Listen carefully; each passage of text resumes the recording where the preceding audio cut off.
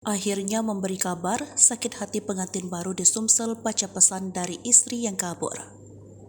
Vera, pengantin baru di Sumsel, akhirnya memberi kabar ke suaminya Sutanto setelah dikabarkan menghilang. Wanita 27 tahun itu menghubungi suaminya melalui nomor telepon yang baru ke Susanto.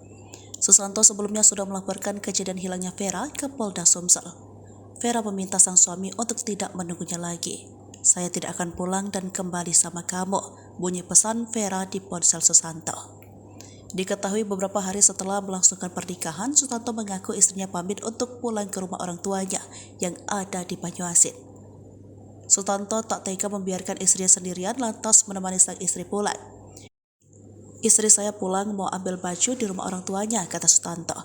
Sutanto dan Vera sempat menginap selama 2 malam di rumah mertuanya. "Belum mau pulang, masih betah di rumah orang tua," kata dia.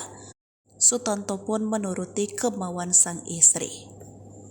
Namun, Sutanto memilih untuk tinggal di rumah kakaknya. Namun saat ia kembali ke rumah mertuanya, Vera sudah tidak ada di rumah. Sutanto bingung keberadaan istrinya dan menanyakan keberadaan Vera ke orang tuanya. Sutanto pun memutuskan untuk melaporkan kejadian itu ke Polda Sumsel, sebab nomor telepon sang istri juga tidak aktif saat dihubungi.